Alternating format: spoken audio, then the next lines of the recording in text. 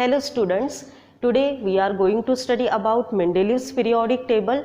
I am Archana Ninave. Welcome all of you in today's video. So let's start now. तो आज हम पढ़ने जा रहे हैं Mendeleev periodic table.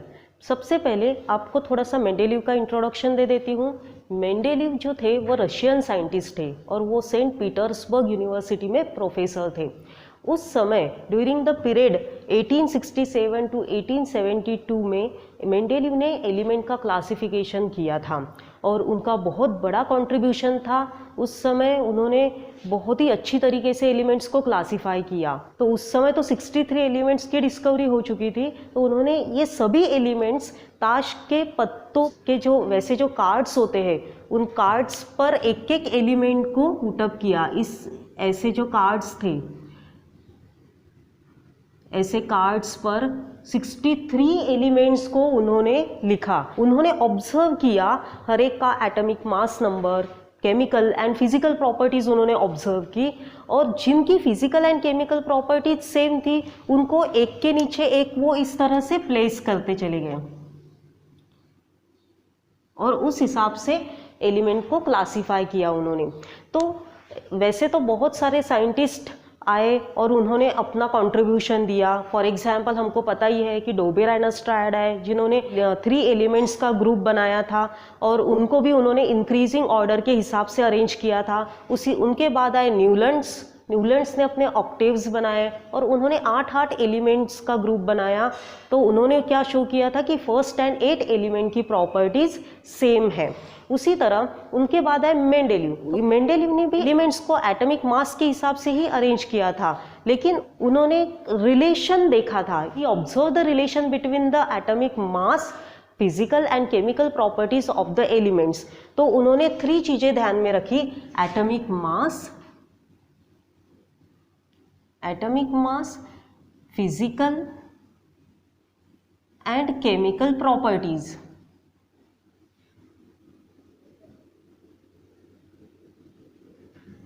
He observed the relation between atomic mass, physical and chemical properties of the elements. तो physical इसमें हम देखेंगे कि atomic mass क्या होता है। The mass of one atom of an element means the atomic mass. तो इसकी definition क्या होगी? The mass of one atom of an element. किसी एलिमेंट का 1 एटम का अगर हम मास ले लेते हैं तो उसे हम एटॉमिक मास कहेंगे। ये एटॉमिक मास मीन्स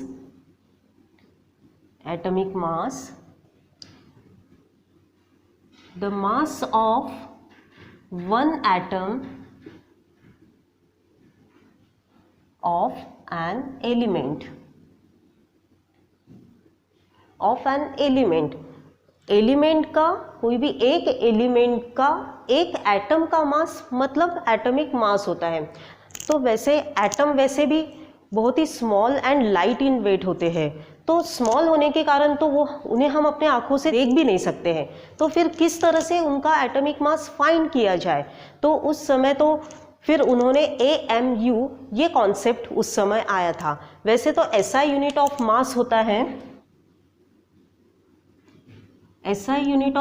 होता है kg, लेकिन एटम जो बहुत स्मॉल एंड लाइट होने के कारण उनका मास AMU ये कंसीडर किया गया और यूनिट में कंसीडर करते हैं AMU मतलब एटॉमिक मास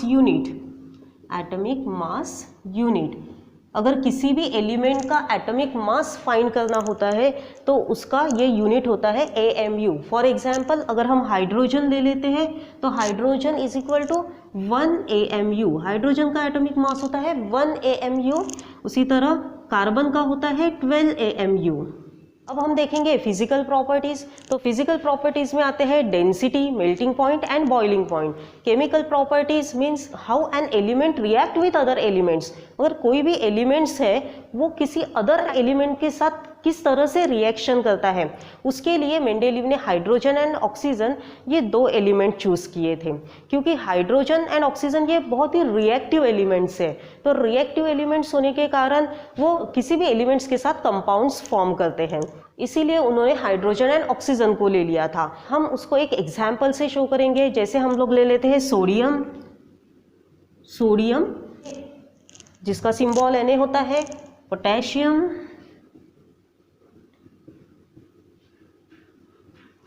पोटेशियम के सोडियम और हाइड्रोजन अगर कंबाइन होते हैं तो सोडियम हाइड्राइड फॉर्म होता है।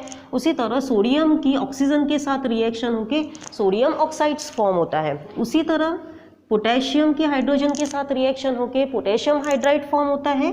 और उसी तरह K2O मतलब पोटेशियम ऑक्साइड्स। इसके लिए कुछ जनरल फॉर्मूलेज होते हैं, जैसे एलिमेंट्स को R से डिनोट किया जाता है और हाइड्राइड और ऑक्साइड्स के लिए है RH एंड R2O।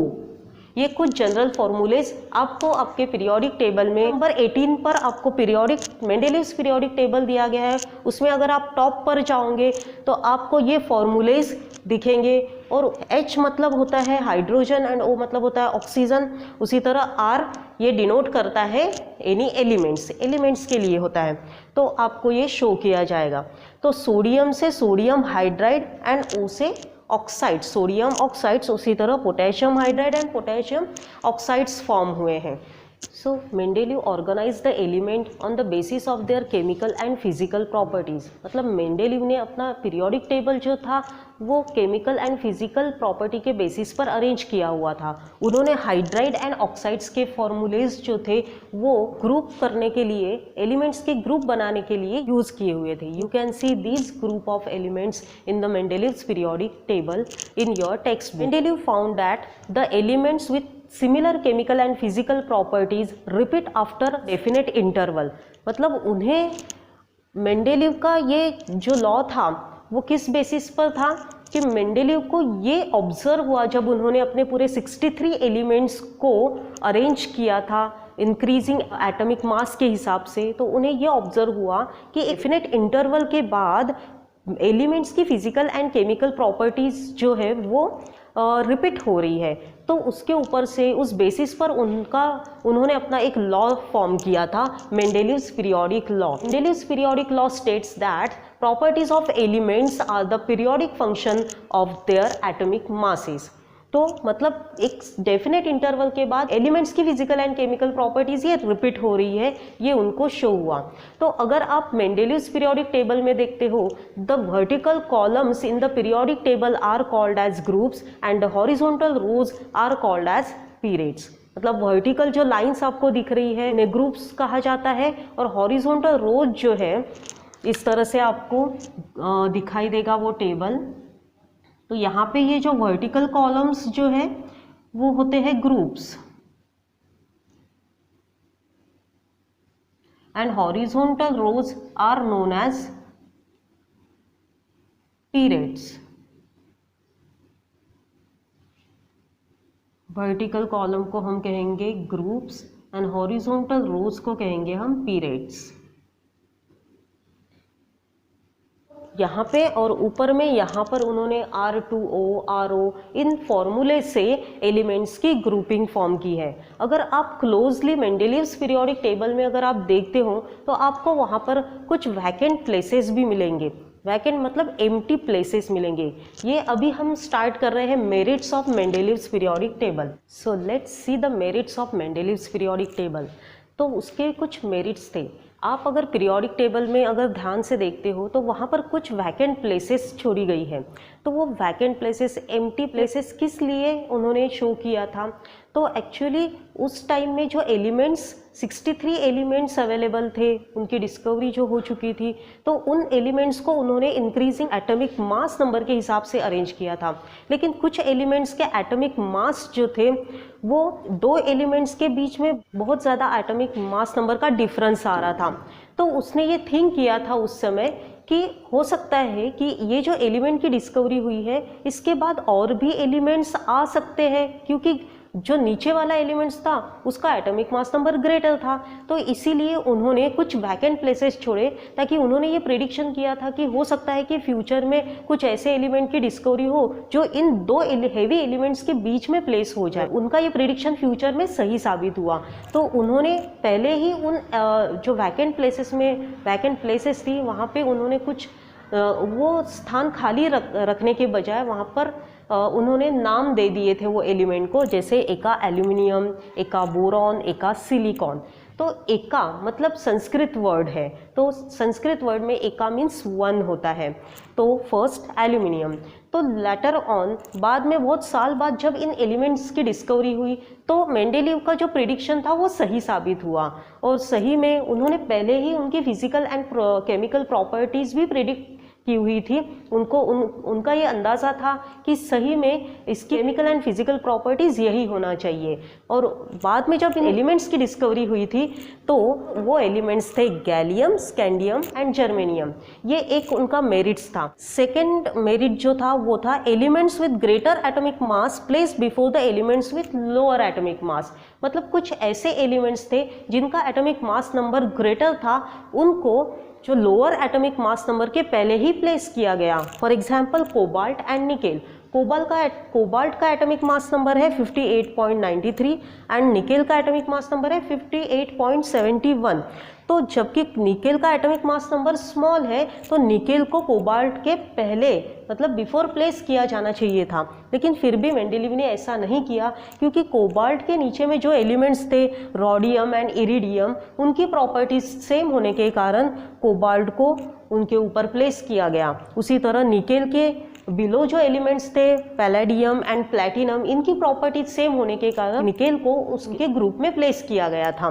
तो ये एक मेरिट्स था। थर्ड मेरिट्स था इनर्ट और noble gases. Noble gases means the elements which do not react with other elements because of their low concentration and the unreactive nature in the atmosphere। तो ये ऐसे elements होते हैं जिनका duplet octet complete होता है, तो इसी की वजह से ये किसी एलिमेंट्स के साथ रिएक्शन नहीं कर सकते हैं, इसीलिए इन्हें इनर्ट गैसेस कहा जाता है। For example helium, neon and अर्गॉन। In elements की तो उस समय में डिस्कवरी भी नहीं हुई थी, लेकिन फिर भी उन्होंने ये भी प्रेडिक्ट करके रखा था कि हो सकता है कि ऐसे एलिमेंट्स भी फ्यूचर में आए, और इन्होंने उन एलिमेंट्स के लिए सेपरेट ग्रुप बनाया था जिसको नाम दिया गया जीरो ग्रुप। तो जीरो ग्रुप में ये सारे एलिमेंट्स अगर आप देखोगे मॉडर्न पीरियोडिक टेबल में, तो जीरो ग्रुप में सारे नोबल एलिमेंट्स, नोबल गैसेस वहाँ पर आपको दिए गए हैं। तो इसकी वजह से ये जो एलिमेंट्स की डिस्कवरी हुई, इससे जो पीरियोडिक टेबल है वो बिल्कुल भी डिस्टर्ब नहीं हुआ था, क्योंकि इसको सेपरेट कॉलम उन्होंने दिया था। तो ये थे कुछ मेरिट्स मेंडेलीव्स पीरियोडिक टेबल के। अब हम देखेंगे demerits of Mendeleev's periodic table. तो जिस तरह से मेरिट्स थे उसी तरह कुछ डीमेरिट्स भी है, मतलब कुछ त्रुटियाँ, मतलब कुछ गलतियाँ भी उनके टेबल में निकली थी। तो जैसे हम फर्स्ट लेते हैं पोजीशन ऑफ हाइड्रोजन। हाइड्रोजन अगर आप मेंडेलीव्स पीरियोडिक टेबल में देखते हो तो वहाँ पे हाइड्रोजन को प्रॉपर प्लेस नहीं दी गई है, जबकि वो रिजेंबल करता है alkali metals group 1 and halogens group 7। Group 7 में है क्लोरीन, ब्रोमीन, आयोडीन, ये डाई एटॉमिक मॉलिक्यूल है, और उसी तरह हाइड्रोजन भी डाई एटॉमिक मॉलिक्यूल फॉर्म करता है। तो उनसे भी, और हाइड्रोजन जो है वो नॉन मेटल है, फिर भी उनको सोडियम, पोटेशियम, मैग्नीशियम मेटल के ग्रुप में उसे प्लेस किया गया है, क्योंकि वो उनके जैसी प्रॉपर्टी शो करता है, तो इसीलिए उन्हें हाइड्रोजन को उस प्लेस में रखा गया है। उसी तरह वो हैलोजन मतलब क्लोरीन, ब्रोमीन और आयोडीन से भी रिजेंबल करता है, तो उसे कोई भी फिक्स पोजीशन हाइड्रोजन को मेंडेलीव्स पीरियोडिक टेबल में नहीं दी गई है, इसीलिए ये एक डीमेरिट्स हो गया। सेकेंड है पोजीशन ऑफ आइसोटोप्स। आइसोटोप्स मतलब having similar chemical properties but different atomic mass number. कुछ ऐसे एलिमेंट्स होते हैं जिनकी केमिकल प्रॉपर्टी तो सेम होती है लेकिन एटॉमिक मास नंबर डिफरेंट होते हैं। फॉर एग्जांपल हम लोग ले लेते हैं हाइड्रोजन का ही एग्जांपल ले लेते हैं, हाइड्रोजन 1, हाइड्रोजन 2 एंड हाइड्रोजन 3। अब हाइड्रोजन को तो एक ही बॉक्स दिया गया है मेंडेलीव्स पीरियोडिक टेबल में, और मेंडेलीव्स पीरियोडिक टेबल जो है वो अरेंज किया गया है इंक्रीजिंग एटॉमिक मास नंबर के हिसाब से। तो हाइड्रोजन के जो आइसोटोप्स हैं 1, 2 एंड 3, इनको तो सेपरेट बॉक्स में फिर रखा जाना चाहिए था, क्योंकि इंक्रीजिंग नंबर है, फिर भी उनको एक ही बॉक्स में प्लेस किया गया है। तो पोजीशन, आइसोटोप्स की पोजीशन जो है वो ठीक तरह से उन्होंने शो नहीं की है, तो ये एक गलती हो गई। उसी तरह क्लोरीन के भी आइसोटोप्स होते हैं, क्लोरीन 35 एंड क्लोरीन 37, ये क्लोरीन के कुछ आइसोटोप्स हैं, लेकिन फिर भी क्लोरीन को भी एक ही बॉक्स में उन्होंने प्लेस किया गया है, तो आइसोटोप्स के लिए प्रॉपर प्लेस उन्होंने शो नहीं की गई है। तो ये कुछ डीमेरिट्स थे मेंडेलीव्स पीरियोडिक टेबल में। I hope you enjoy this video and you understand all about the Mendeleev's periodic table. So there are some questions are given on the board. So please copy these questions on your notebook and try to find out the answers. ये सब question आपको note करने हैं और इनके answer find out कीजिए और आप अपने कॉपी में नोटबुक में उसे कॉपी कीजिए। इसके बाद वाला जो टॉपिक है वो है modern periodic table. Modern periodic table के बारे में हम नेक्स्ट वीडियो में स्टडी करेंगे। Thank you very much.